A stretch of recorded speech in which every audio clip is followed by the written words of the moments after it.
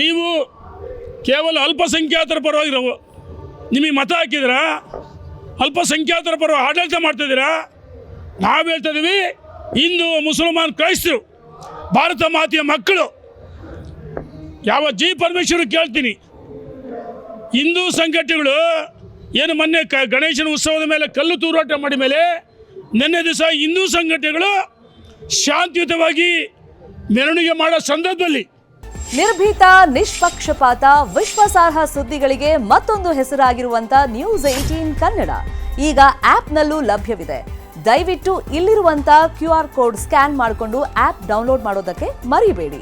ನಿಮ್ಮ ಬೆಂಬಲ ಹೀಗೆ ಸದಾ ನಮ್ಮೊಂದಿಗಿರಲಿ. ಧನ್ಯವಾದ. ಈ ಕಾಂಗ್ರೆಸ್ಸಿನ ಈ ಸರ್ಕಾರದ ಏಜೆಂಟ್ಗಳು ಆಗಿ ಪೊಲೀಸರು ನಾಚಿಕೆ ಬಗ್ಗೆ ಕಾಲ್ತುಳದಲ್ಲಿ 11 ಜನ ಸಾವನ್ನಪ್ಪಿದಾಗ ನಿಮ್ಮನ್ನು 5 ಜನ ಸಸ್ಪೆಂಡ್ ಮಾಡಿಲ್ಲ? ನಿಮ್ಮ ಸ್ವಾಭಿಮಾನಕ್ಕೆ ಧಕ್ಕೆ ಆಗಿಲ್ವಾ?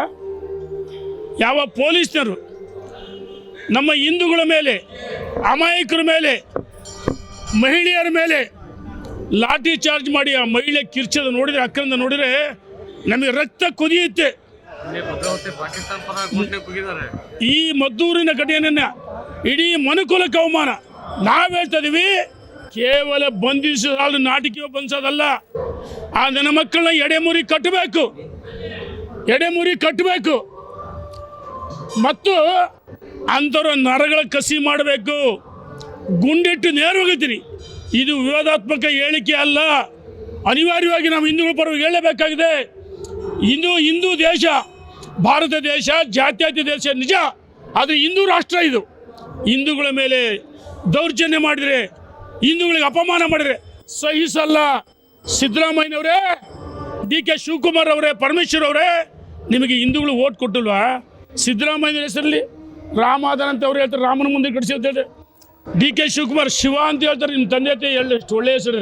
ಪರಮೇಶ್ವರ್ ನೋಡಿ, ಸಿದ್ದರಾಮಯ್ಯನವರು, DK ಶಿವಕುಮಾರ್ ಶಿವ, ಪರಮೇಶ್ವರ್, ಇವ್ರು 3 ಜನ ವೋಟ್ ಬ್ಯಾಂಕ್ ರಾಜಕಾರಣ ಮಾಡ್ತಾ ಇದ್ದಾರೆ. ನಾವು ಹೇಳ್ತಾ ಇದೀವಿ, ಯಾವನು ಭದ್ರಾವತಿ ಇರ್ಬೋದು, ಎಲ್ಲೇ ಇರ್ಬೋದು, ಪಾಕಿಸ್ತಾನ್ ಜಿಂದಾಬಾದ್ ಅಂತಂದವ್ರನ್ನ ಗಣೇಶನ ಉತ್ಸವದ ಮೇಲೆ ಮೆರವಣಿಗೆ ಮಾಡೋ ಸಂದರ್ಭ ಕಲ್ಲು ತೂರಾಟ ಮಾಡಿದರೆ ನನ್ನ ಮಕ್ಕಳನ್ನ ಸುಮ್ಮನೆ ಬಿಡಬಾರ್ದು, ಗುಂಡಿಟ್ಟು ಹೊಡಿಬೇಕು.